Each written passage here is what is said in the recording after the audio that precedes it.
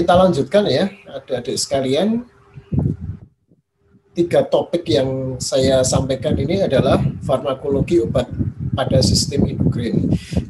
Kemarin saya sudah menyampaikan kepada adik-adik sekalian berkaitan dengan tiroid dan antitiroid gitu ya. Nah, sekarang topiknya adalah insulin, glukagon, dan hipoglikemik oral ya. Ini saya kira salah satu topik yang menarik dan barangkali adik-adik nanti menggunakan ini ya, sering menjumpai ya istilah-istilah yang berkaitan dengan farmakologi insulin, glukagon, hipoglikemik oral ini. Baik, ini kita lalui aja bacaan. Nah, ini kemarin sudah saya sampaikan ya. Jadi fungsi tubuh ya, diatur oleh 2 sistem pengatur utama kan. Yang pertama adalah sistem saraf, yang kedua adalah sistem hormonal. Jadi dua-duanya itu adalah sistem yang mengatur segala aktivitas di dalam tubuh kita. Oke ya. Nah, kalau sistem saraf kemarin di dalam ya penghantaran sinyalnya kan dibantu oleh neurotransmitter ya.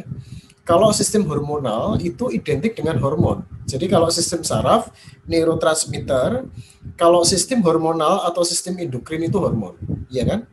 Jadi hormon itu senyawa kimia yang disekresikan ke dalam cairan tubuh oleh satu sel atau sekelompok sel dan dapat mempengaruhi fungsi ya kan sel-sel tubuh yang lain. Nah, hormon ini dihasilkan dilepaskan oleh kelenjar endokrin. Oke ya. Gampang. Nah, sekarang kita masuk di sini.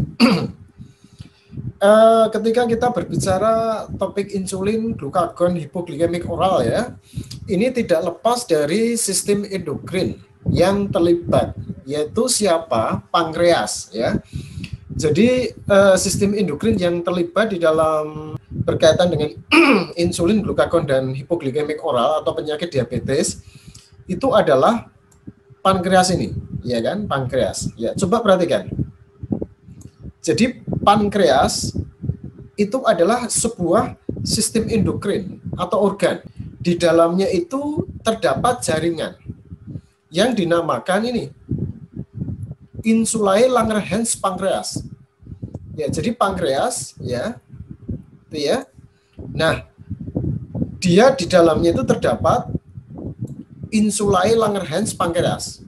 Oke ya, ini Insulae-Langerhans pankreas. Oke ya. Ini kalau nulis Langerhans itu L-nya gede ya. Ini nama orang. Jadi Langerhans itu berasal dari nama orang Jerman ini, ilmuwan Jerman yang namanya Paul Langerhans. Ya, jadi dia menemukan jaringan Insulae-Langerhans itu pada tahun 1850-an di situ. Ya kan? Jadi luar biasa ya. Jadi peradaban Eropa waktu itu sudah melakukan penelitian mengidentifikasi sampai menemukan Langerhans ya, Insulae-Langerhans dari pankreas itu. Nah, mengapa Insulae-Langerhans itu penting? Karena ya jaringan Insulae-Langerhans itu terdapat sel ya, sejumlah sel di situ. Sel yang pertama adalah sel alfa. Itu ya. Sel yang kedua adalah sel beta. Sel yang ketiga adalah sel delta. Dan sisanya adalah polipeptida pankreas. Oke ya. Nah, sel alfa ini 25% kira-kira ya.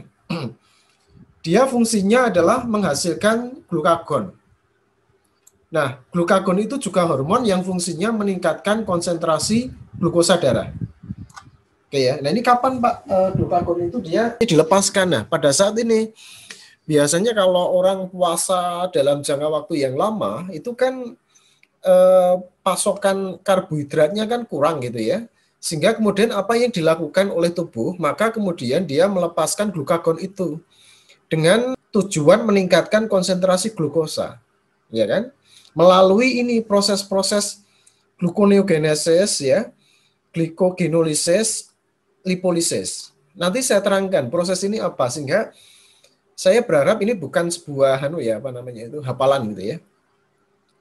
Sedangkan sel beta itu lebih dominan ya, adik-adik sekalian ya. Itu fungsinya adalah sekresi insulin. Saya kira jelas kalau insulin itu menurunkan konsentrasi glukosa darah ini.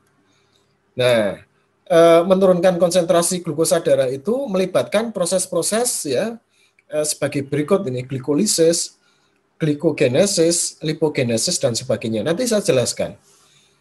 Kemudian pada jaringan yang sama, tadi ada sel alfa, ada sel beta. Yang satu menghasilkan glukagon, yang satu menghasilkan insulin. Yang satu meningkatkan konsentrasi glukosa darah, yang satu menurunkan konsentrasi glukosa darah, ya kan? Itu berada di dalam satu sistem, coba. Bahkan di dalam satu jaringan gitu ya. Kemudian ada sel delta, jumlahnya hanya 10%, menghasilkan somatostatin. Fungsinya apa ini? Salah satunya adalah dia mengontrol produksi pelepasan glukagon atau insulin. Jadi kalau kedua-duanya ini pelepasannya atau sekresinya itu berlebihan, maka dikontrol oleh somatostatin ini. Gitu ya. Dan selain mengontrol sekresi glukagon insulin, somatostatin juga mengontrol pelepasan hormon gastrin, ya, kemudian renin, kemudian hormon sekretin. Oke ya, gampang ya. Nah, ini gambaran anatomi ya dari pankreas ya, adik-adik sekalian ya. Pankreas seperti pada gambar ini ya. Jadi pankreas, coba perhatikan ini kalau gambar yang lebih bagus dari yang saya gambar tadi kan. Nah, ini kan pankreas kan, coba perhatikan. Ya. Ini Langerhans ya. Kita diperbesar kan. Jadinya ini. Nah, di Langerhans pankreas atau insulae Langerhans pankreas itu ada sel alfa, beta ya, dan beberapa sel yang lain termasuk sel delta. Kalau diperbesar seperti ini nih. Nah, kita bisa melihat kan dari insulae Langerhans yang paling dominan itu adalah sel beta nih. Itu ya. Kemudian baru sel alfa. Ya. Kemudian baru sel delta kan itu. Oke. Di sini saya akan menjelaskan ya, adik-adik sekalian. Saya akan menjelaskan tahapan perubahan makanan menjadi energi dalam tubuh. Jadi kita makan itu kan sebenarnya kan untuk mengumpulkan energi kan, ya kan? Nah, ini. Nah, energi itu dari mana, Pak? Ya dari makanan itu yang kita konsumsi kan gitu kan. Nah, makanya kalau nggak makan itu kita lemes. Nah, ini oke ya. Nah, proses yang pertama dari tahapan perubahan makanan menjadi energi ini adalah absorpsi glukosa. Ya, absorpsi glukosa ini. Oke. Nah, kalau kita makan gitu ya, proses kita itu kan adik-adik sekalian kan ngunyah gitu ya. Jadi ngunyah itu untuk apa sih, Pak? Jadi ngunyah itu adalah fungsinya untuk memperkecil ukuran partikel makanan itu. Di samping juga ketika kita mengunyah itu mukos ya atau lendir di mulut kita itu mengandung di situ antibodi gitu ya, IgG ya, ada IgG, kemudian juga enzim-enzim yang berfungsi untuk menghancurkan karbohidrat, misalkan amilase ya. Kemudian kalau dikunyah ya, makanya kan kalau kita makan itu kan disarankan gitu ya kan, dikunyah kan, jangan dilek ya kan. Nah ini sehingga kan dikunyah dulu ya sambil menikmati rasa dari makanan itu, tapi jangan lama-lama kan itu. Nah kemudian setelah itu makanan itu berpindah dari mana? Dari mulut menuju ke mana? Ke lambung melalui ya kerongkongan. Nah di antara organ-organ saluran pencernaan itu kan terdapat semacam katup ya, atau yang dinamakan sphincter di situ. Jadi kalau ketika kita menelan itu katupnya membuka, kemudian masuk ke lambung itu juga kemudian katupnya membuka, kemudian setelah selesai dia menutup lagi. Nah, di lambung tersebut itu makanan mengalami digesti itu, ya kan? Didigest oleh lambung. Ya, di situ kan dihasilkan HCl, ya kan? Dihasilkan HCl. Kemudian juga pepsin ya. Jadi pepsin ini adalah yang bertugas untuk menghancurkan protein di situ. Oke ya. Kemudian juga ada lipase. Jadi lipase itu yang menghancurkan lemak-lemak. Oke. Nah, setelah didigest tadi, dicerna, kemudian makanan itu dipindah gitu ya. Dipindah kemana? Dari lambung menuju ke usus. Nah, di usus ini proses absorpsi itu berjalan. Ya. Jadi senyawa-senyawa yang relatif larut di dalam air gitu ya, relatif itu ya, dia cenderung diabsorpsi di bagian usus kecil bagian atas ya, duodenum. Sedangkan yang lipofilik itu adalah bagian jejunum maupun ileum. Nah, ini seperti itu. Coba kita lihat sekarang ya, ini absorpsi itu karbohidrat ya adik-adik sekalian. Jadi ini absorpsi karbohidrat. Nah, ini coba perhatikan ini saluran cerna, di usus kecil ya. Ini usus kecil ya. Ini ususnya ya. Oke ya, gambarnya kan jelas ya. Jelas atau belas ini. Oke. Nah. Ini usus nih ya. Seperti tabung ya, bagian dalam itu dinamakan lumen ya. Bagian dalam itu namanya lumen di situ. Nah, makanan yang dicerna tadi ya di dalam lumen ini kan. Nah, di usus itu ada beberapa enzim lagi nih, termasuk amilase. Termasuk ini alfa glukosidase nih. Oke ya. Ini penting ya enzim-enzim ini ya, karena apa? Beberapa obat itu dia nanti aksinya di situ. Oke ya. Nah, tadi saya sampaikan di mulut saliva amilase ya. Jadi fungsi amilase ini adalah mendegradasi pati dan karbohidrat rantai panjang menjadi bentuk sederhana nih. Ya. Jadi pati karbohidrat yang kita konsumsi itu didegradasi menjadi bentuk yang sederhana. Nah, tadi saya katakan di lambung itu kan ada asam lambung ya HCl ya untuk mendigesti, kemudian pepsin ini adalah untuk enzim proteolitik ya. Kemudian kalau lipase itu adalah untuk menghancurkan lemak yang masuk di dalam tubuh kita. Nah, kemudian di usus ya, selain tadi amilase saya sebutkan fungsinya adalah mendegradasi pati dan karbohidrat rantai panjang menjadi bentuk sederhana. Juga terdapat ini enzim alfa glukosidase ini. Fungsinya mirip ya, mendegradasi karbohidrat rantai panjang dan disakarida. Oke ya. Sehingga kebanyakan produk yang sampai pada usus kecil ini adalah disakarida nantinya. Oke ya. Ini disakarida ya. Disakarida itu kan tetap ukuran molekulnya besar ya. Sehingga dia tidak bisa ini. Jadi ketika disakarida itu terdapat di usus, dia tidak bisa diabsorpsi, ya kan? Nah, maltosa, oke ya, maltosa itu berasal dari degradasi karbohidrat rantai panjang ya, atau pati didegradasi menjadi karbohidrat polisakarida. Nah, dari polisakarida itu kemudian dihancurkan ya tadi kan dengan enzim-enzim yang saya sebutkan tadi, amilase, alfa glukosidase, kemudian end produknya itu adalah maltosa ini. Nah, coba perhatikan maltosa ini ya adik-adik sekalian oleh enzim yang namanya maltase. Jadi enzim itu kan biasanya dinamai gitu ya mengacu kepada fungsinya atau substratnya. Kalau ini lebih pada nama substratnya ya. Ini nama substratnya kan maltosa, enzimnya maltase. Ya enggak? Oke ya. Amilase, substratnya amilum, pati kan? Ini. Oke ya. Tetapi juga dinamakan berdasarkan fungsinya. Misalkan apa? Ya, misalkan katalase, enzim yang mengkatalisis. Ya kan? Nah ini. Dan masih banyak yang lain, ya itu.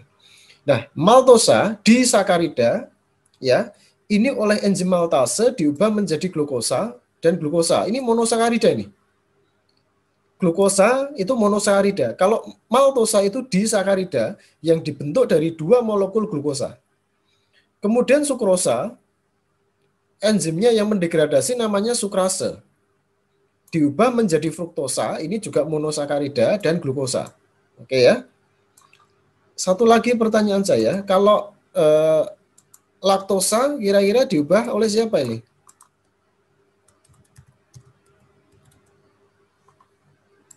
Ada yang tahu? Laktase ya. Diubah menjadi apa ya? Glukosa dan galaktosa mungkin, Prof. Ya, oke. Glukosa dan galaktosa. Oke ya, jawabannya betul ya. Ini glukosa. Oke. Glukosa dan galaktosa ya. Ini monosakarida yang paling galak sendiri ya, namanya galak. Nah, ini dua-duanya adalah monosakarida nih, oke. Nah, ini adik-adik sekalian coba perhatikan ya. Laktosa ini ya, ini biasanya kan terdapat di susu itu ya. Ini juga tidak bisa diabsorpsi dengan baik itu. Makanya kemudian fungsi dari laktase itu diubah menjadi glukosa dengan galaktosa. Nah, pada pasien ya, biasanya itu balita itu, di mana dia mengalami defisiensi laktase ini. Sehingga kalau mengalami defisiensi laktase, apa yang terjadi? Maka laktosa ini tidak bisa diubah atau didegradasi. Oleh karena itu, laktosa ini dia mengubah gitu ya, homeostatis osmolaritas di usus. Laktosa ini dia bisa menyerap air itu. Nah, karena air itu bisa dipindahkan ke lumen usus, maka mengakibatkan diare. Makanya kemudian kalau anak kecil gitu ya, ini bahkan beberapa individu yang sudah besar pun juga tidak bisa mengkonsumsi susu kan. Nah, susu itu dia mengandung laktosa ini. Ya kan? Kalau individu tersebut itu mengalami defisiensi laktase, maka laktosa tidak bisa didegradasi kan menjadi glukosa dengan galaktosa. Sehingga si laktosa ini bikin gara-gara. Memengaruhi atau mengubah homeostatis ya kan? Osmolaritas di lumen usus sehingga dia menarik air sehingga mengakibatkan diare. Oke ya, makanya kemudian kalau minum susu sapi gitu ya, makanya berpotensi ya adik-adik balita itu yang dia mengalami defisiensi laktase itu dia bisa mengalami diare. Pertanyaannya adalah mengapa gitu ya pada air susu ibu itu ada laktosa ya, itu tidak berbahaya gitu, dibandingkan kalau air susu sapi ya. Kalau pada individu yang mengalami defisiensi laktase ini bisa menghasilkan diare tadi. Kok ASI tidak, makanya kan ASI eksklusif itu adalah 1 tahun ya, usia bayi itu adalah 1 tahun. Ya, mengapa demikian? Karena pada air susu ibu itu ya, itu terdapat enzim laktase di situ, ya. Sehingga enzim laktase itu yang kemudian mendegradasi laktosa menjadi glukosa dan galaktosa. Kalau itu pada air susu ibu, makanya bayi gitu ya usia 1 tahun itu disarankan gitu ya mengkonsumsi air susu ibu dibandingkan air susu sapi. Oke. Nah, coba perhatikan ya adik-adik sekalian. Sekarang posisi adalah glukosa terdapat pada lumen usus ya. Ini glukosa dia terdapat pada lumen usus ini, ya. Kemudian ada fruktosa, kemudian juga ada galaktosa. Oke ya, coba perhatikan. Nah, glukosa, fruktosa, galaktosa itu adalah dia bersifat hidrofilik. Yang menjadi pertanyaan, Pak, bagaimana nih mereka itu bisa menembus gitu ya, menembus dinding usus yang tebal, kemudian dia mencapai sirkulasi sistemik. Jadi tujuan dari absorpsi ini kan perpindahan gitu ya, senyawa termasuk di dalam konteks ini adalah monosakarida dari siapa? Dari lumen usus menuju ke sirkulasi sistemik. Sehingga tujuan akhir dari mereka itu adalah sirkulasi sistemik. Ya. Nah, karena dia sifatnya adalah hidrofilik, coba perhatikan ini glukosa nih. Maka apa yang terjadi? Glukosa itu ya harus dibantu. Ini adalah lumen usus ya. Sehingga dia harus dibantu oleh siapa? Dibantu oleh ini. Yang dinamakan sodium glucose transporter, SGLT1.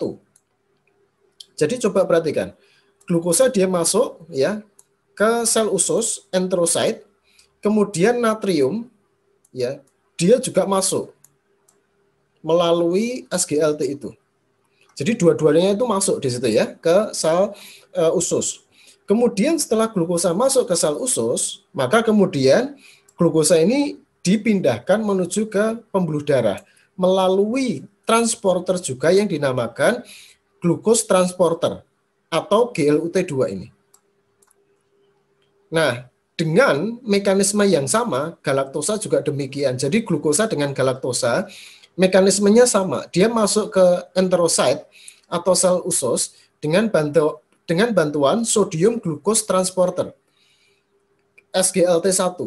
Kemudian berpindah ke sirkulasi sistemik dengan bantuan glucose transporter GLUT2. Ini kalau ujian itu keluar saya bolak-balik banyak yang salah. Oke ya. Ini glukosa galaktosa.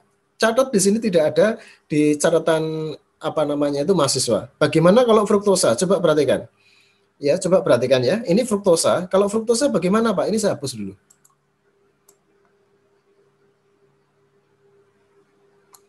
Jadi kalau fruktosa ya, ini fruktosa dia masuk ke sel usus, ya kan? Dengan bantuan apa, Pak? Ini dengan bantuan ya, ini saya merah ya. Ini dinamakan transporternya dinamakan bukan SGLT1 tetapi GLUT5. Ini khusus ya. Jadi GLUT5 itu adalah glucose transporter yang membantu proses transport fruktosa. Dia khusus ini ya. Kemudian setelah masuk ke enterosit, ya dia sama ya, dengan bantuan GLUT2 dia kemudian masuk ke sirkulasi sistemik di situ. Oke ya. Nah, kemudian belum selesai. Nah, kemudian setelah glukosa itu masuk ke sirkulasi sistemik, coba perhatikan, glukosa ini kan mau diedarkan ke seluruh tubuh, ya enggak? Apakah bisa glukosa itu dia, ya kan, berjalan sendiri ke seluruh tubuh? Enggak bisa. Dia perlu dibawa, ya, dibawa oleh siapa? Oleh komponen, ya kan, sel darah merah yang dinamakan hemoglobin A1C atau HbA1c. Ya, jadi yang mengikat glukosa supaya dia diedarkan ke sirkulasi sistemik yang berfungsi demikian adalah hemoglobin A1C. Ini sangat terkenal ya, karena apa? HbA1c itu merupakan salah satu parameter yang digunakan untuk ya mendiagnosis penyakit diabetes mellitus selain kadar glukosa darah. Jadi ada dua ya, kadar glukosa darah dan kadar HbA1c. Yang paling valid itu kadar HbA1c, tetapi tidak perlu kita bahas di sini mengapa demikian. Artinya apa? Pada proses yang pertama ini, coba perhatikan, kalau terjadi, kalau kita mengkonsumsi makanan ya, nasi katakanlah, maka apa yang terjadi? Terjadi absorpsi glukosa, kemudian hasil akhirnya adalah kadar glukosa meningkat. Sehingga kalau kita makan, pasti di situ kadar glukosa meningkat. Ya. Nah, ini yang perlu diperhatikan ya. Dulu ada adik dari klinika itu pernah ya menawarkan uji tes kadar glukosa darah dengan apa injeksi itu ya di tangan itu loh, tembak gitu ya. Nah dulu ceritanya adalah kita sedang pesta gitu ya, jadi pesta Idul Korban habis makan. Kemudian setelah makan itu adik-adik cek kadar glukosa darah waktu itu. Kemudian kaget, apa yang terjadi? Kadar glukosa darahnya tinggi sampai 368. Ya kan? Apakah itu salah? Alatnya nggak salah. Tapi apa?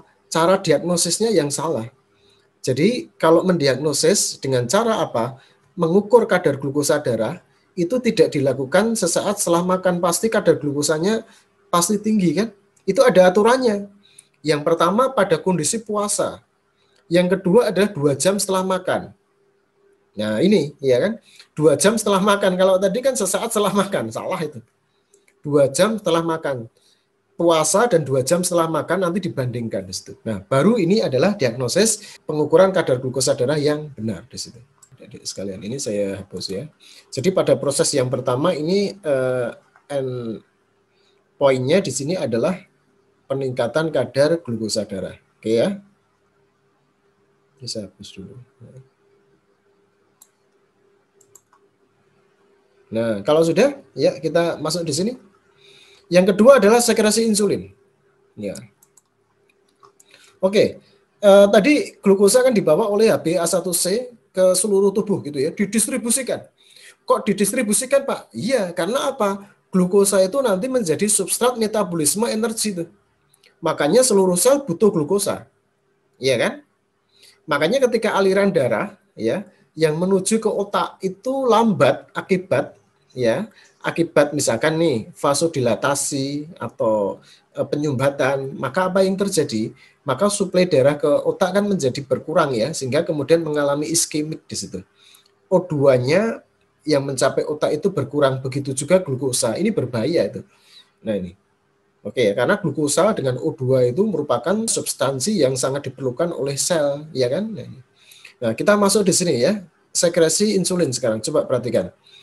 Sekresi insulin ya tadi ya, glukosa masuk ke pembuluh darah tadi kan, diikat oleh HbA1c atau komponen sel darah merah, kemudian diedarkan ke seluruh tubuh. Nah, ini yang penting, termasuk organ pankreas. Oke ya, sekarang kita masuk ke organ pankreas. Coba perhatikan sekarang. Tadi sudah saya jelaskan ya, ini pankreas. Kemudian bagian dari pankreas itu adalah jaringan yang dinamakan insula Langerhans. Insula Langerhans dia terdiri dari beberapa kelompok sel, alfa, ya, beta, dan delta. Jumlahnya tadi sudah saya sampaikan.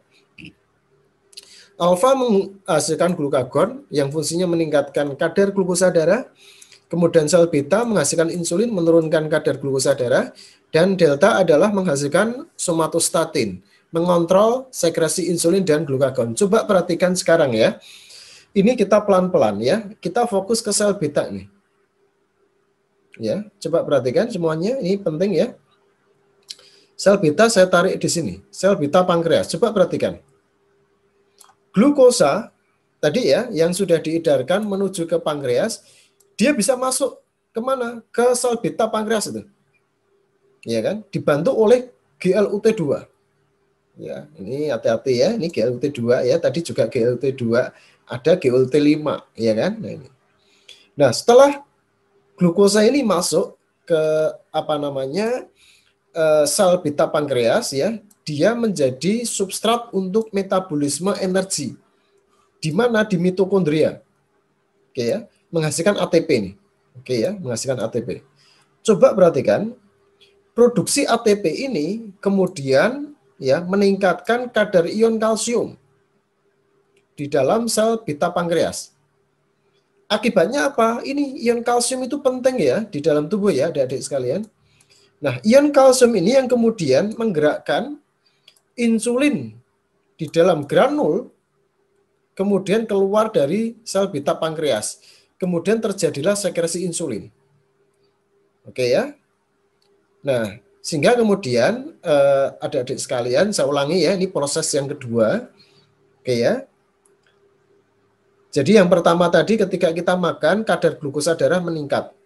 Peningkatan kadar glukosa darah meningkatkan sekresi insulin. Oke ya. Meningkatkan sekresi insulin ini, sekresi insulinnya meningkat. Kemudian insulin itu hormon. Klausul awal saya sampaikan bahwa hormon itu diedarkan melalui pembuluh darah atau sirkulasi sistemik. Oke ya. Sehingga kemudian dengan adanya kadar glukosa darah meningkat, maka kadar insulin di dalam darah pun juga akan meningkat. Sejauh ini ada pertanyaan enggak? Ini soal itu saya bolak-balik ini aja nih nanti. Detailnya ini ya. Jadi ini tidak perlu, ini tidak akan keluar ujian ya adik-adik. Ini proses yang lebih kompleks ya. Nanti dipelajari sendiri, tetapi ini tidak saya keluarkan ujian. Yang saya keluarkan ujian yang saya jelaskan sebelum ini tadi, ya kan? Tetapi kalau lebih detailnya itu adalah pada slide ini. Dan saya tidak perlu menjelaskan ini semuanya kepada adik-adik. Tapi kalau adik-adik ingin dijelaskan, nanti lain waktu saya jelaskan di situ. Oke ya? Ini sama dengan yang saya jelaskan sebelum slide ini ya. Nah, ini yang dalam bentuk yang lebih sederhana lagi ya adik-adik sekalian. Ini sama sebenarnya tadi seperti yang saya sampaikan ya pada dua slide yang awal tadi. Oke ya. Nah, sekarang step yang terakhir, metabolisme karbohidrat ya. Coba perhatikan. Oke, ini agak rumit ya adik-adik sekalian. Coba perhatikan. Fokus ya, ini paling sulit ya di antara proses yang lain gitu ya. Kita masuk ke metabolisme karbohidrat. Tadi ketika kita makan kadar glukosa darah meningkat. Ya kan? Kemudian setelah kadar glukosa darah meningkat, kadar insulin meningkat. Ya enggak? Insulin kemudian diedarkan ke seluruh tubuh. Oke ya, coba perhatikan. Ini insulin diedarkan ke seluruh tubuh. Ini susah ya, tapi sangat menarik sekali. Coba perhatikan. Insulin ini coba perhatikan ya, insulin ya yang terdapat di dalam pembuluh darah atau sirkulasi sistemik, dia kemudian ya kan diedarkan ke seluruh tubuh. Ya. Contohnya sel hati. Contohnya sel otot. Contohnya sel jaringan adiposa. Kemudian si insulin itu dia ketemu jodohnya yang dinamakan reseptor insulin. Oke ya. Kemudian insulin mengaktifasi reseptor insulin yang terdapat pada membran sel hati atau sel otot atau sel jaringan adiposa. Oke ya. Setelah reseptor insulin ini diaktifasi oleh insulin, maka kemudian reseptor insulin ini mengaktifasi ini GLUT4. Bedanya apa ini GLUT4 dibandingkan GLUT2 dan GLUT5? GLUT4 dia pada kondisi normal tidak terdapat otomatis pada membran. Kalau GLUT2 dan 5 dia sudah berada pada membran. Jadi kalau ini ibaratnya pintu ya, GLUT5, GLUT2 itu sudah terpasang pada dinding. Tetapi kalau GLUT4 itu belum terpasang. Sehingga untuk memasang GLUT4 itu diperlukan aktivasi pada reseptor insulin oleh insulin. Oke ya. Sehingga kemudian kalau GLUT4 itu sudah aktif, maka dia melakukan translokasi menuju ke membran. Nah, kalau ini sudah berada pada membran, maka bisa digunakan untuk pintu. Pintu bagi siapa? Bagi glukosa ini. Oke ya. Sehingga kemudian glukosa dia bisa masuk. Sehingga kadar glukosa menjadi berkurang. Oke ya. Nah, ini kemudian ya artinya apa? Ketika kita makan, kemudian kadar glukosa darah meningkat, kemudian merangsang ya pelepasan insulin, kemudian kadar insulin meningkat. Nah, kadar insulin meningkat ini mengakibatkan kadar glukosa darah menurun di situ kan. Berkurang kadar glukosa darah. Nah, berkurang itu menuju kemana, Pak? Berkurang itu adalah glukosa berpindah dari sirkulasi sistemik menuju ke dalam sel. Nah, sekarang coba perhatikan. Nasib glukosa di dalam sel itu seperti ini. Coba perhatikan, kalau sudah sampai di dalam sel, coba ini ya. Glukosa adik-adik sekalian, ya. Ini diubah menjadi glukosa 6-fosfat tuh. Ya. Nah, ini prosesnya itu panjang sebenarnya ya. Mungkin adik-adik bisa ngecek nanti di pelajaran biokimia ya. Ini kalau pelajaran biokimia itu beberapa kali tatap muka itu. Proses glukosa diubah menjadi glukosa 6-fosfat, kemudian diubah menjadi senyawa-senyawa yang hasilnya itu adalah pirufat. Nah, pirufat itu kemudian masuk ke siklus Krebs. Nah, dari siklus Krebs kemudian menghasilkan ATP. Jadi glukosa itu merupakan substrat yang digunakan untuk membentuk ATP di situ. Oke ya. Di sisi yang lain adik-adik sekalian, glukosa ini ya bisa diubah menjadi glukosa 6-fosfat, diubah menjadi glukosa 1-fosfat, kemudian diubah menjadi glukagon. Ini bukan glukagon ya, tapi glikogen ini. Ya, ini glikogen. Glikogen. Nah, glikogen itu kemudian disimpan di dalam hati, ya kan? Jadi ini proses penyimpanan glukosa. Oke ya. Nah, di satu sisi yang lain coba perhatikan ya. Dari siklus Krebs ini juga dihasilkan asam lemak ini. Nah, asam lemak ini juga bisa dibongkar kemudian menjadi asetil koenzim A. Nah, asetil koenzim A ini tidak ada di gambar, nanti ditambahkan sendiri ya. Asetil koenzim A ini dia bisa masuk ke siklus Krebs menjadi substrat siklus Krebs untuk menghasilkan ATP, sehingga sebenarnya asam lemak itu dia bisa dibongkar ya, bisa juga digunakan untuk membentuk ATP ini. Prof, izin bertanya. Silakan, Mbak. Ya, di situ kan ditunjukkan reaksinya itu tanda panahnya bolak-balik ya. Jadi itu sifatnya apakah reversibel gitu, Prof? Nah, ini yang sedang mau saya jelaskan, Mbak. Saya lanjutkan ya, Mbak ya. Oke ya, sekarang ya. Coba perhatikan ya. Nah, sekarang kita lanjutkan sekarang ya. Nah, coba perhatikan. Perubahan glukosa ya diubah menjadi glukosa 6-fosfat ya. Kemudian menjadi pirufat. itu proses ini yang dinamakan glikolisis ini. Ya, glikolisis. Oke ya, Mbak. Kemudian proses sebaliknya, adik-adik sekalian. Jadi proses sebaliknya ini ya, proses sebaliknya.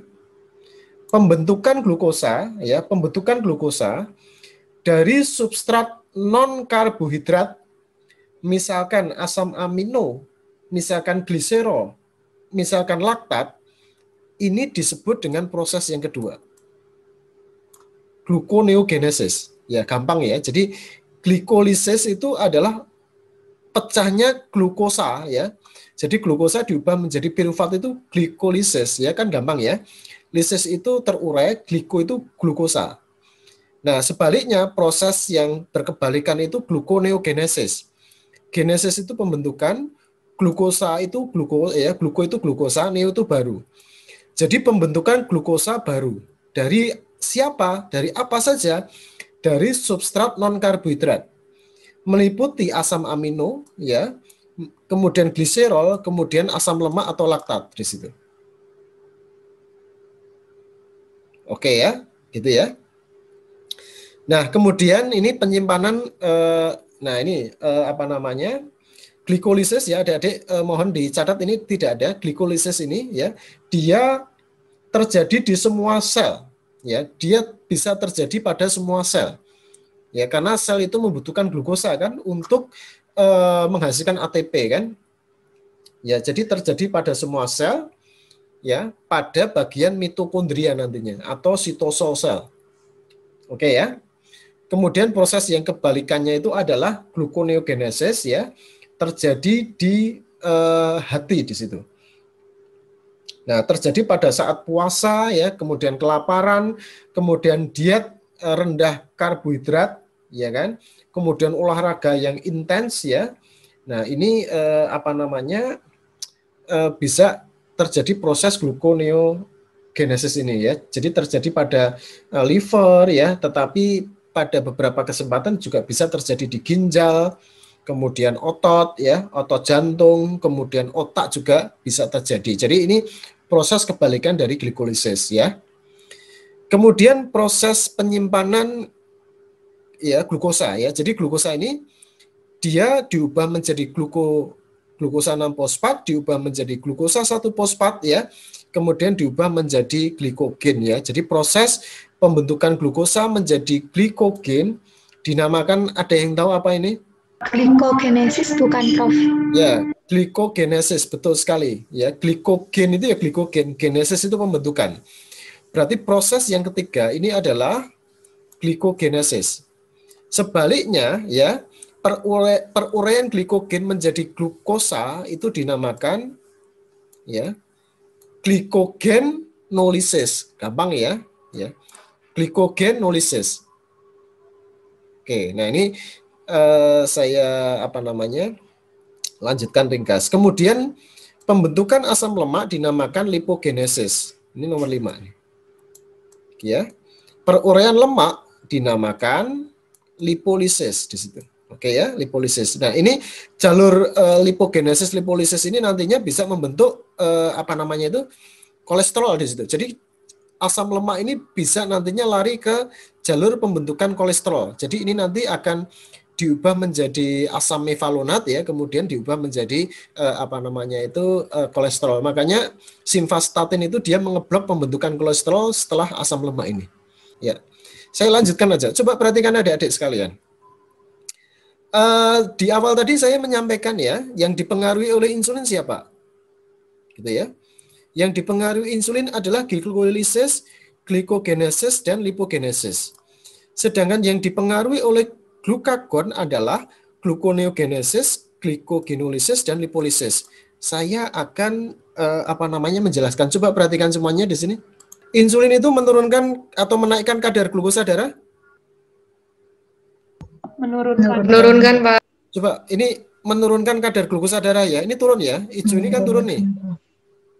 Turun itu proses apa ini? Glikolisis kan?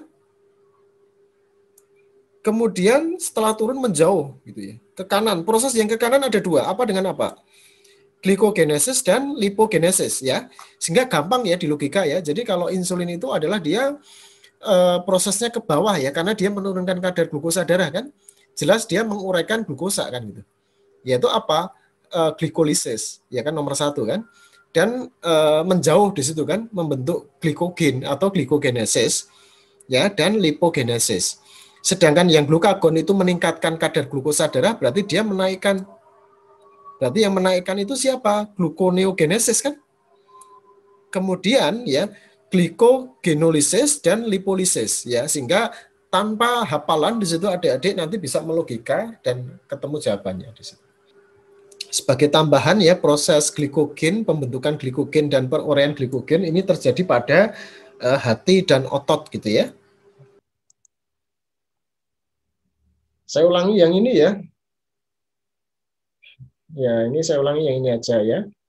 Jadi diabetes mellitus ya, ini artinya sebenarnya diabetes itu berasal dari bahasa Yunani yang artinya pancuran ya, pengeluaran kemih yang berlebihan. Ya ini istilah tersebut digunakan untuk penyakit yang dinamakan diabetes insipidus.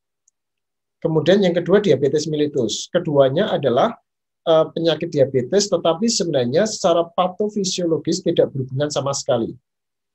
Nah, diabetes insipidus ya gitu ya. Ini sebenarnya penyakit yang berhubungan dengan kekurangan hormon antidiuresis, antidiuretik yang dinamakan vasopressin. Ya, vasopressin ya. Jadi apa namanya itu buang air kecilnya itu tidak bisa dikendalikan di situ. Ya, ini. Karena kekurangan hormon antidiuretik.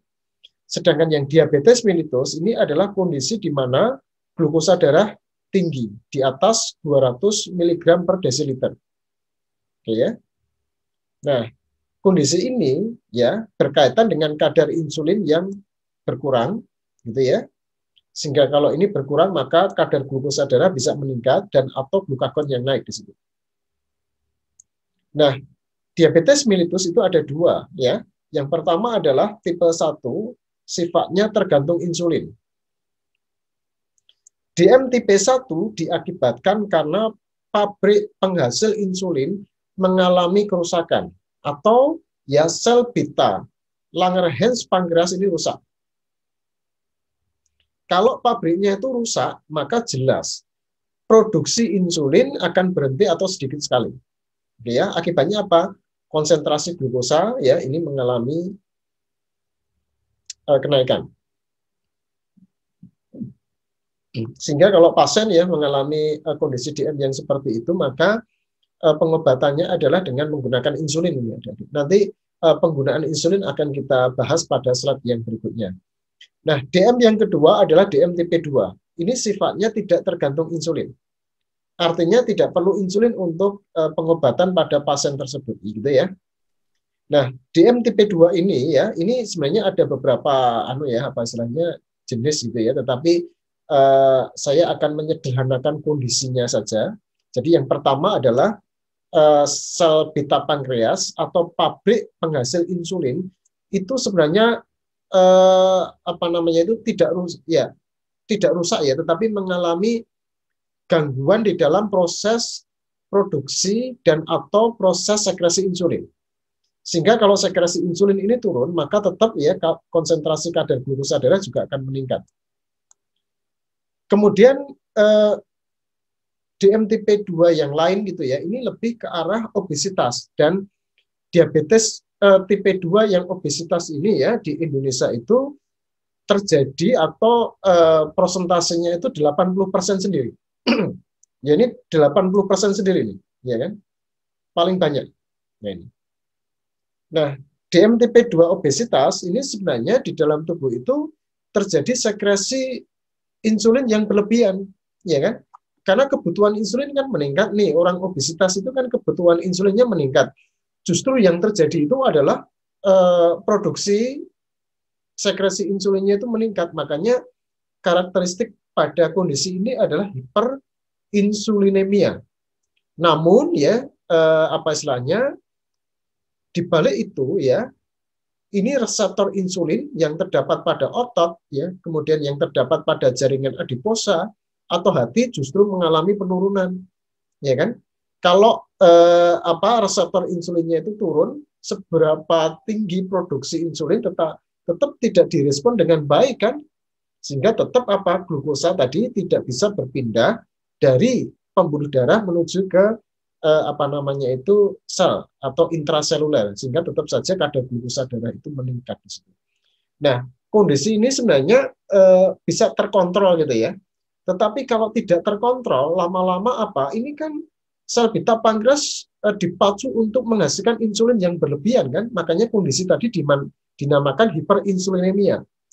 Kalau dipacu terus-menerus atau kondisi yang seperti itu tidak dikendalikan ya. Dikendalikan dengan apa Pak? Ya dengan diet, ya kan? Dengan mengurangi stres ya, mengurangi konsumsi alkohol, rokok gitu ya. Pola makan, pola hidup yang istilahnya teratur, tidak stres. Nah, ini bisa olahraga gitu ya. Tetapi kalau tidak terkontrol, maka akibatnya apa? Bisa berubah menjadi tipe 1. Jadi yang tadinya itu tipe 2 ya. Jadi produksi insulinnya kan meningkat nih justru ya. Tapi lama-lama kalau sel beta pankreas itu dipacu untuk memproduksi terus ya lama-lama rusak. Sehingga akibatnya kemudian bisa dalam jangka waktu yang lama ya DM tipe 2 yang seperti itu akan berubah menjadi DM tipe 1. Yang tadinya gemuk akan kemudian kurus di situ ya. Oke ya. Setelah itu kita akan ke slide yang lain ya, obatnya sekarang ya.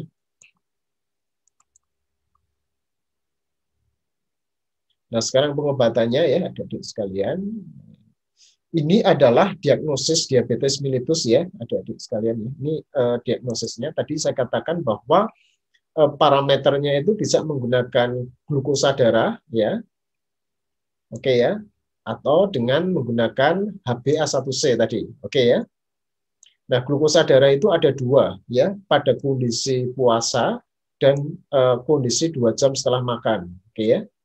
Nah, ini jadi normalnya kalau HbA1c itu adalah 5,7 ya.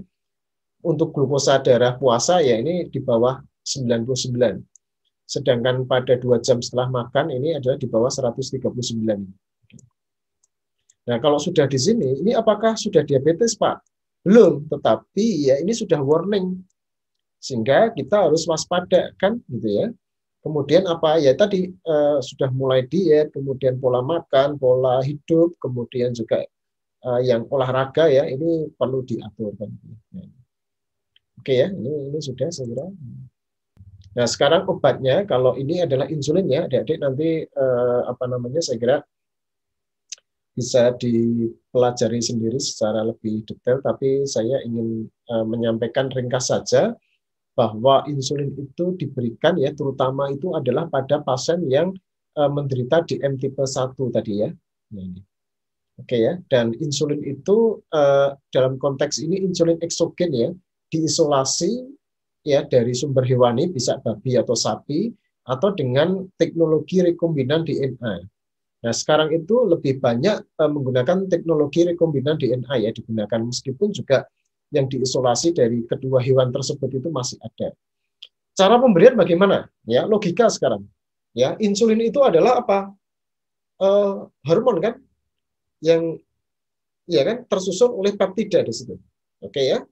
Sehingga kalau peptida ya, kalau itu protein maka bisa didegradasi oleh pepsin itu di dalam gastrointestinal sehingga oral tidak mungkin. Makanya vaksin-vaksin kan hampir semuanya kan diberikan tidak secara oral kan, nah, ini diberikan secara sukutan. Oke ya, begitu juga ini. Jadi insulin itu tidak diberikan secara peroral dan tidak diberikan intravena karena apa? Cepat dieliminasi nanti. Sehingga insulin diberikan secara subkutan atau intraperitoneal. Ya, subkutan itu di bawah kulit ya biasanya kan di lengan ya. Atau intraperitoneal di sini. Oke ya, cara pemberian dari insulin itu. Nah, diberikan pada DM yang tergantung insulin. Keterangan yang lain nanti silahkan dipelajari sendiri oleh adik-adik. Nah, ini incretin ya, nanti bisa dibaca sendiri ya adik-adik. Jadi incretin itu hormon pengatur glukosa ini. Jadi diproduksi oleh usus untuk memodulasi respons sel beta pankreas terhadap makanan. Oke ya. Jadi incretin ya. Jadi incretin itu hormon. Jadi selain insulin ada hormon yang lain juga berperan itu ya, namanya incretin. Nah, mengapa ini saya jelaskan adik-adik, karena ada obat terbaru belum 10 tahun ini ditemukan gitu ya.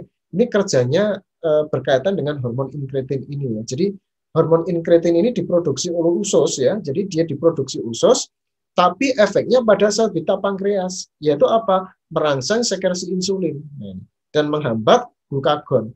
Dan hormon incretin itu ada dua, GLP-1, glucose-like peptide 1, dan GIP, glucose dependent insulinotropic polypeptide di situ. Dua-duanya intinya sama, merangsang sel beta pankreas untuk menghasilkan insulin. Oke ya. Nah ini. Kemudian obat yang berikutnya sulfonylurea. Kalau saya cerita ini juga panjang ya adik-adik. Nanti kalau ingin diskusi ini silahkan nanti ketemu saya. Tapi dalam kuliah ini saya ringkas saja di sini. Jadi sulfonylurea itu adalah obat yang aksinya utamanya pankreatik. Jadi aksinya itu pada pankreas ya. Pankreatik itu pada pankreas. Yaitu apa? Merangsang sel beta pankreas untuk mensekresi insulin. Meskipun ya dia mempunyai ekstra pankreatik juga efeknya. Namun yang utama itu adalah efek pankreatik, merangsang sel beta pankreas untuk mensekresi insulin. Sehingga adik-adik sekalian, logis tidak ini sulfonylurea digunakan pada pasien DMTP1 nanti di logika ya. Nah ini. Oke, kalau DMTP1 kan sel beta pankreasnya sudah rusak nih. Ya dikasih sulfonylurea ya tidak akan begitu efektif ya. Tetapi kondisi di mana sel beta pankreasnya itu sebenarnya itu normal ya. Sebenarnya tidak rusak, tetapi yang mengalami problem itu adalah produksinya yang gitu ya, kurang gitu. Nah, ini dia bisa dirangsang oleh sulfonylurea ini. Oke ya. Nah, ini contoh-contoh obat sulfonylurea ya. Ada generasi 1, 2, 3 ini adalah generasi penemuan. Ya, dulu di penemuan pertama yang ditemukan itu generasi pertama itu tolbutamide, tolpropamid, tolazamid dan acetohexamid. Kemudian ya generasi yang kedua ini ada glibenclamid, gliburid, glipisid, yang terbaru glimepirid. Semakin baru ya generasi sulfonylurea obatnya itu semakin poten. Rata-rata aksinya lama di sini. Jadi glimepirid itu dia lebih poten tuh dibandingkan glibenclamid. Glibenclamid lebih poten dibandingkan tolbutamide. Tolbutamide dulu dosisnya 500 mg. Glibenclamid dosisnya 1 sampai 5 miligram, maaf. Sedangkan glimepirid 0,1 sampai 0,5. Jadi semakin ke bawah ini semakin poten. Itu sulfonylurea gitu ya. Kemudian obat yang berikutnya adalah meglitinate. Sama persis aksinya dengan sulfonylurea karena memang meglitinate itu adalah struktur kimianya itu separuh dari struktur kimia obat-obat sulfonylurea. Gitu ya. Makanya di sini aksinya sama, menstimulasi sel beta pankreas untuk mensekresi insulin, namun kurang poten dibandingkan sulfonylurea. Karena apa? Ini struktur kimianya itu separuh. Loh kok diparuh, Pak? Iya, supaya aksinya cepat. Makanya ini meglitinate itu keuntungannya dia aksinya cepat, tapi kurang poten dibandingkan sulfonylurea. Contohnya ripaglinid, nateglinid, ya. Tapi lebih jarang digunakan dibandingkan sulfonylurea ya, adik-adik sekalian, karena obat-obat sulfonylurea itu macamnya banyak.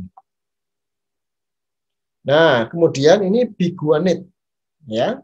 Biguanide itu berbeda dengan sebelumnya, ya kan?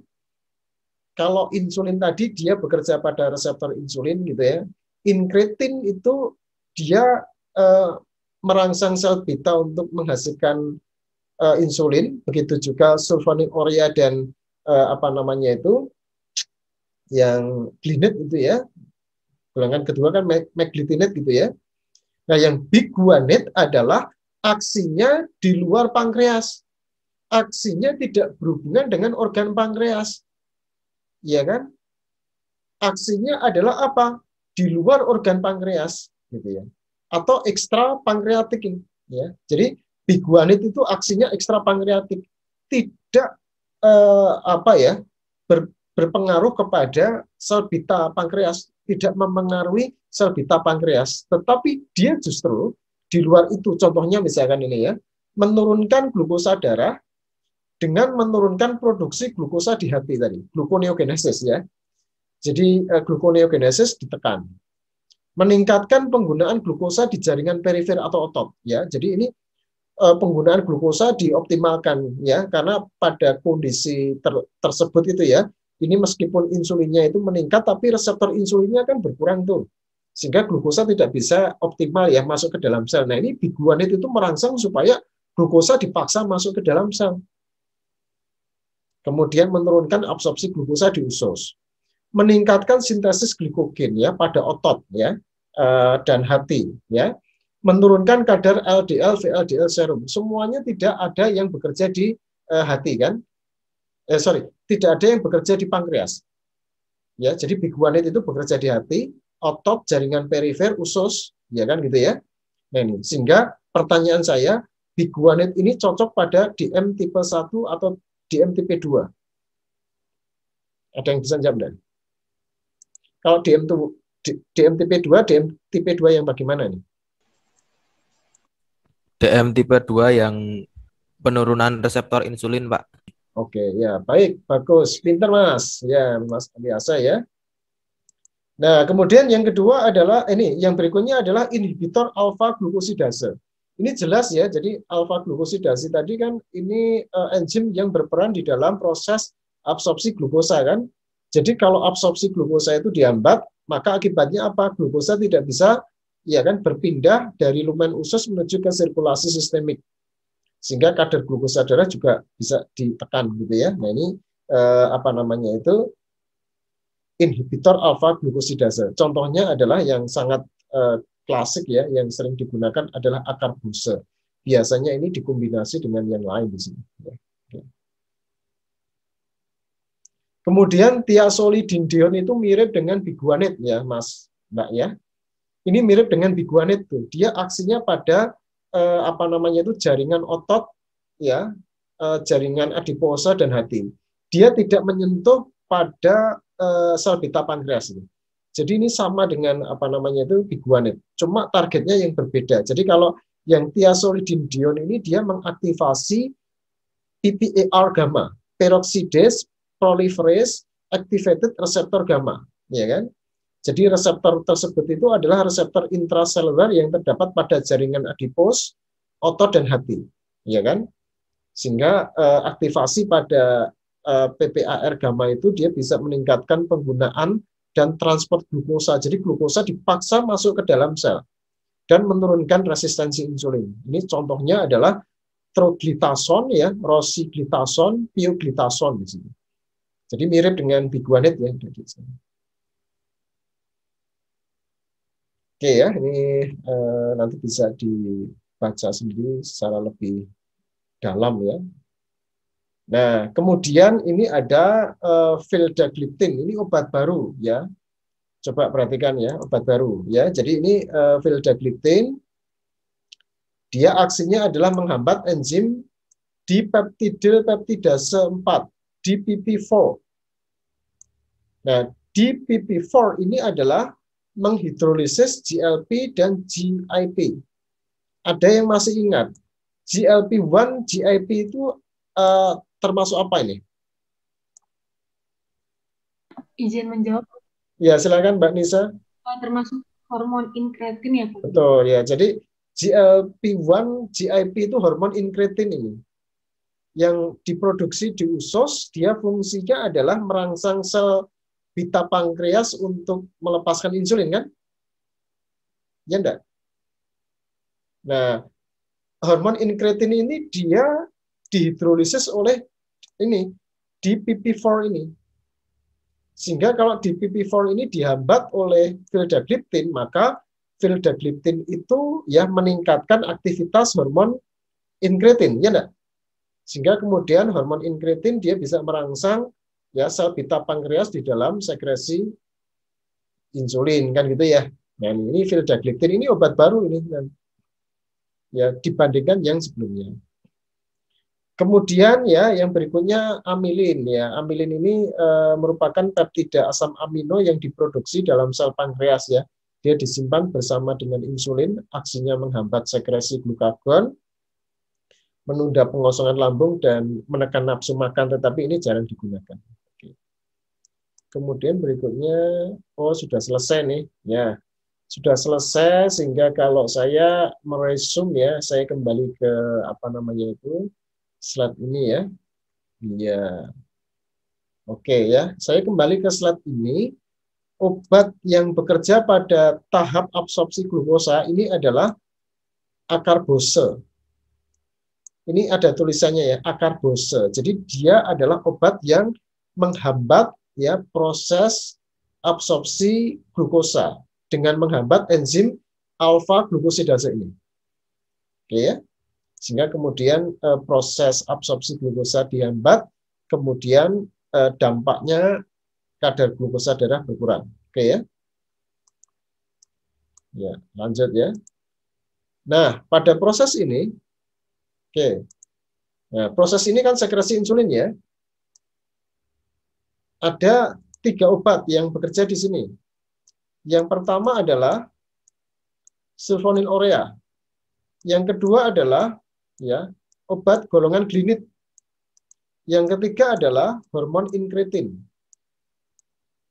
Ya, termasuk vildagliptin ya, dia vildagliptin itu sebenarnya secara tidak langsung dia juga apa namanya itu merangsang sekresi insulin. Jadi ada 3 obat ya yang dia bekerja pada sel beta pankreas. Jadi kalau obat tersebut itu dia bekerja langsung pada sel beta pankreas, maka dinamakan efeknya efek pankreatik di situ. Oke ya, gampang ya. Nah, terakhir pada terakhir pada proses apa namanya itu aktivasi reseptor insulin ya. Jadi ada 2 obat ya. Yang pertama biguanide ya. Jadi biguanide coba perhatikan. Jadi dia biguanide itu dia merangsang translokasi GLUT4 ini. Ya. Jadi ini ya dinaikkan ke sini nih. Sehingga akibatnya apa? Glukosa dia bisa masuk ke dalam sel. Sedangkan yang kedua adalah thiazolidinedion. Thiazolidinedion dia mengaktifasi PPAR gamma tadi ya, PPAR gamma. Ya. Nah, ini ketika diaktifasi sama ya, dia mengaktifasi GLUT4 juga. Atau dia mengaktifasi ya ini proses-proses yang bisa mengaktifasi ya aktivasi GLUT4 ini. Jadi intinya dia adalah memaksa glukosa supaya dia bisa masuk ke dalam sel sehingga kadar glukosa darah berkurang, kemudian glukosa darah yang sudah masuk ke dalam sel bisa dimanfaatkan sebagai substrat dalam pembentukan ATP atau metabolisme energi di sini. Oke ya, gampang ya. Ada pertanyaan, adik-adik sekalian? Selamat sore Bapak, izin bertanya. Ya, silakan. Ya, silakan. Selamat sore Bapak, saya ingin bertanya. Tadi kan dijelaskan mengenai tipe DM, itu ada DM tipe 1 sama DM tipe 2 Bapak. Ya.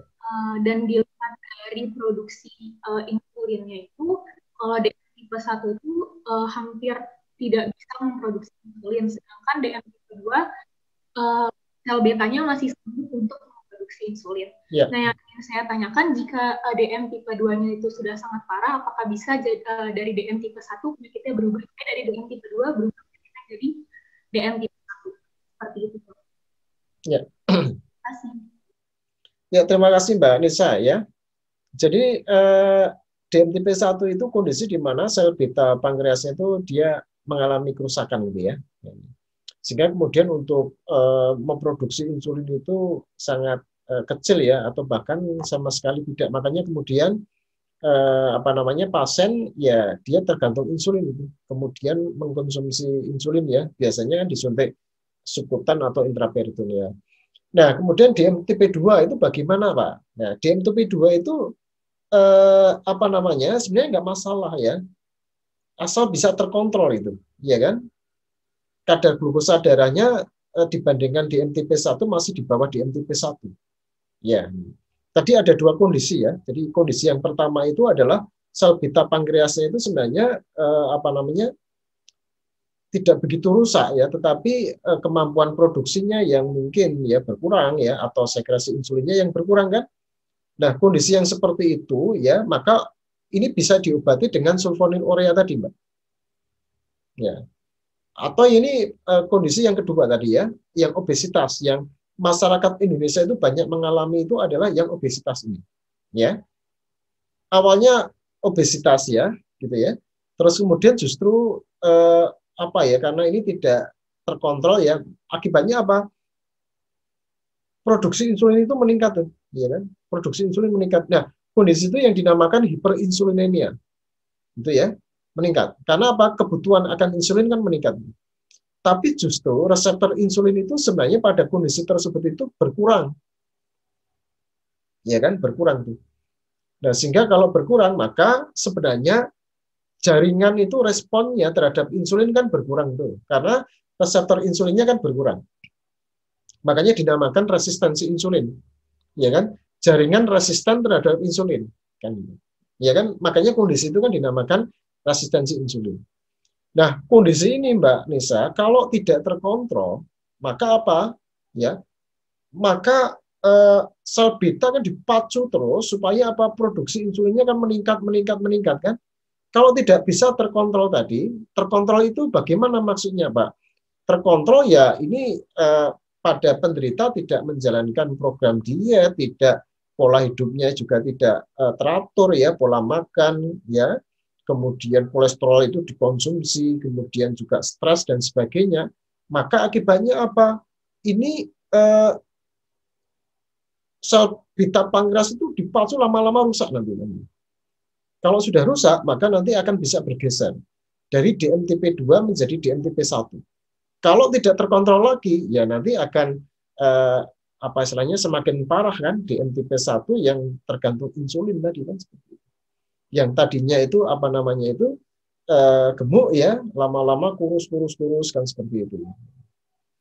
Nah, kalau sudah seperti itu ya, kalau sel beta pankreasnya sudah rusak sih susah ya. Sehingga mau tidak mau ya seumur hidup ini diinjeksi dengan insulin, meskipun ya di beberapa tempat gitu ya, di Indonesia juga ini sedang dikembangkan ya terapi stem cell. Ya, jadi terapi stem cell itu ada terapi untuk merangsang sel-sel yang sudah rusak. Ya, itu bagus sekali itu. Jadi sel-sel yang rusak ya, jadi tidak hanya penyakit kanker ya, penyakit DM ya, penyakit-penyakit yang lain itu juga bisa diterapi seperti itu. Nah, ini terapi masa depan ya, adik-adik sekalian, meskipun so far itu belum banyak yang dikembangkan. Ya, di Indonesia itu baru terapi stem cell digunakan untuk osteoporosis ya, jadi pengeroposan tulang di sini. Itu dirangsang ya. Ini yang menginisiasi Kalbe Pharma dan timnya itu. Di RSCM juga demikian ya, di Jakarta sana. Hanya kalau di Jogja ini penelitian yang berkaitan dengan stem cell belum banyak ya dikembangkan ya. Ini juga sering kami sampaikan ke universitas ya untuk mengembangkan itu, tetapi terus terang UGM itu kalah kalau riset di bidang stem cell ini. Saya kira demikian Mbak Nisa. Terima kasih Bapak. Cukup ya? Iya sih Pak. Oke, kalau cukup saya cukupkan sampai sekian ya kuliah farmakologi 2 ya, materi farmakologi obat pada sistem endokrin ya. Kita ketemu minggu depan ya, pada hari Selasa ya nanti ya, dengan topik yang lain ya. Kalau ada pertanyaan adik-adik nanti bisa menghubungi saya ya. Nanti kita diskusikan hal-hal yang sekiranya masih dianggap belum jelas nantinya. Baik, saya akhiri pertemuan kuliah pada kesempatan ini. Semoga bermanfaat bagi adik-adik sekalian ya. Bila taufik wal hidayah. Wassalamualaikum warahmatullahi wabarakatuh. Salam sejahtera, salam sehat bagi adik-adik. Kita ketemu minggu depan ya.